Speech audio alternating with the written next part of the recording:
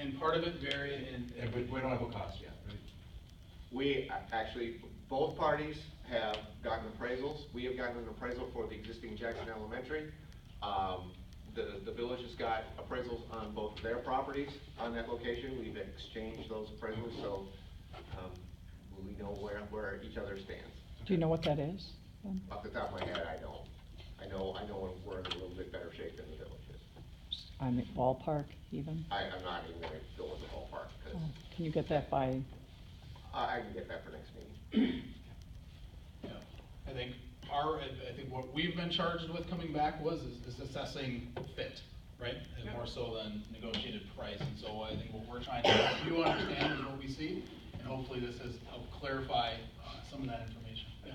I know we saw a spreadsheet, I don't have my book and I apologize, about how the size of the student body has trended, and I believe it's level. Do we have any way of forecasting Jackson's population? Is there a body out there that does that type of thing? I have access to a sewer pack study that was done several years ago. And I can have to dig around on my laptop here and find the file, but. No problem, I just, if we see Jackson, for whatever reason, Cary Foods triples in size, or whatever other place in Racine decides to move to Jackson, and we need more school, that's the only thing I'm wondering. Whatever that place. Well, my What's the concern company, is. what's it called? Foxconn. Thank you.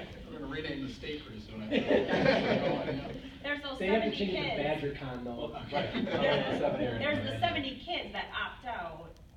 If they have a brand new school, are all 70 of those kids still gonna opt out? If the Good school's right question. across the street and Good it's a question. brand new facility, Typically, that's a whole grade. typically most of them don't opt out for those reasons. They opt out because, They might opt in though. they may, but. I would. Yeah.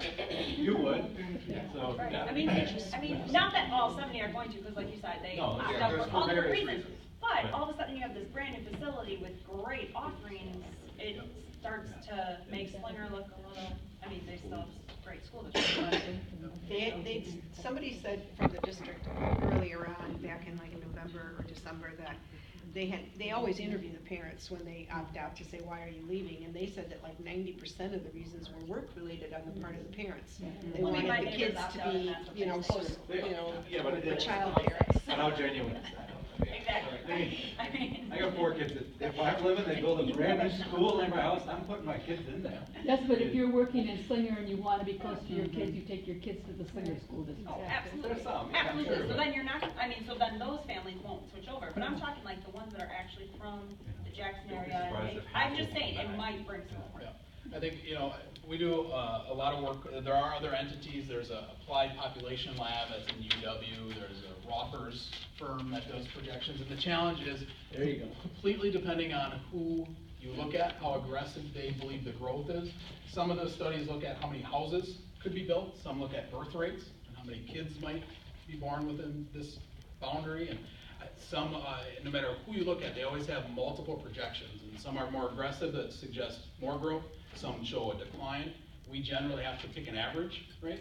And most of the time, it's going to align very closely with the trend you've seen over the past 3 or 5 years, okay? And so usually after we do all that effort to verify and do checks and balances, landing back at, let's look at who we are, look at some of the trends we've seen.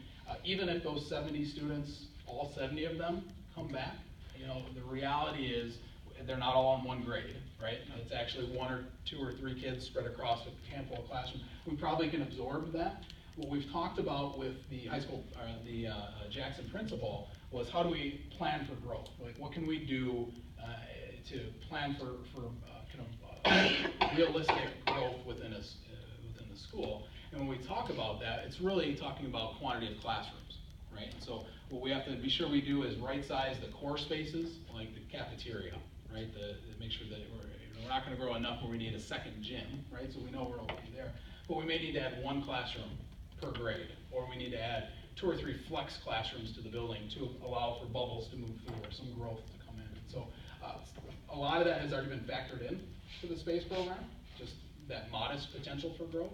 if there's a significant boom and something major happens within, there's nothing the district can do to predict that, and frankly, you'd be one of the only ones and would potentially be connected to overbuilding that school, hoping they come, right? Most districts don't have the build it and they will come model, right? We don't have the dollars to do that, so we gotta be mindful about who we are.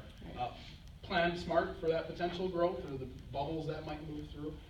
But obviously, be very mindful that Jackson does have the potential to grow. I mean, it's a community that has available property, you're seeing that growth in the Slinger district, it's pushing this way. And so there's no reason to think it might not, and the new school certainly wouldn't hurt that. So all good dialogues to have, as we start to consider this potential option. Yeah. We're talking about potentials for growth, what about potentials for going the other way?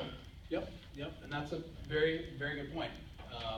At this point, all we can do is build flexibility, because the last thing we want to do is put you in a building you already are crammed into, right? Assuming that we're going to decline and right size down, okay? So all we can do today is try to get you the best building for what we know today.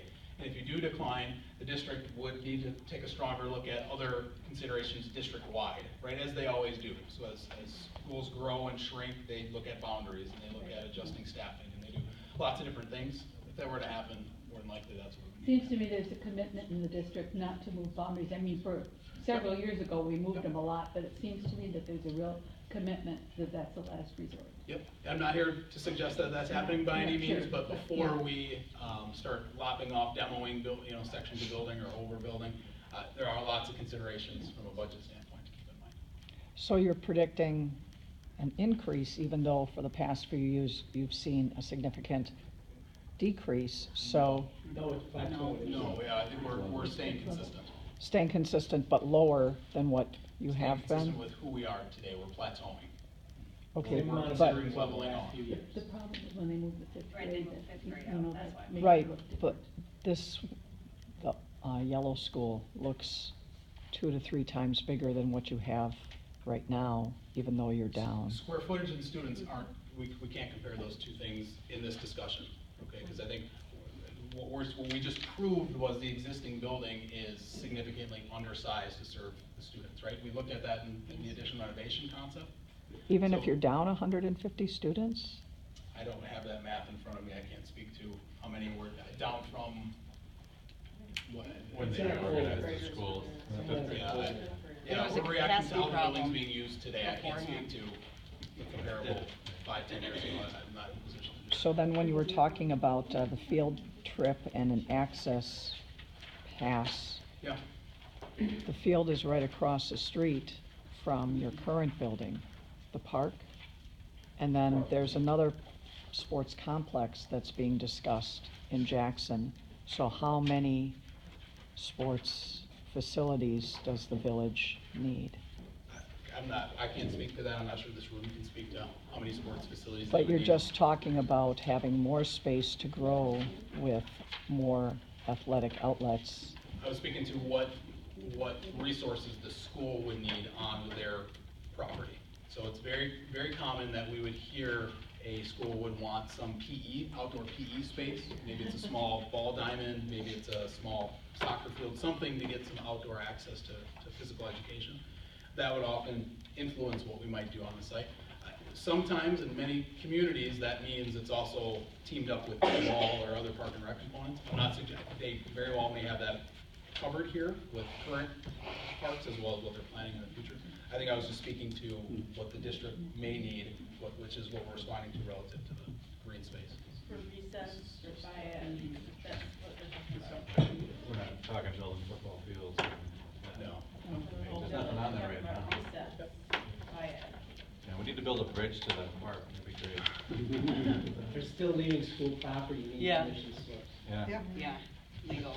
Is that difficult? That's dumb, No, they do. No, that. you It's can't, perpetual. yeah. Yeah, Students Okay. can't leave property without parent permission, and so if they were planning on going every day, they would need parent permission for every day. But the- One So- slip. It's what they get one slip at the beginning of the year. Like to be able to do For like something. YMCA and everything, liability issues, and it needs to be on site for playground and use.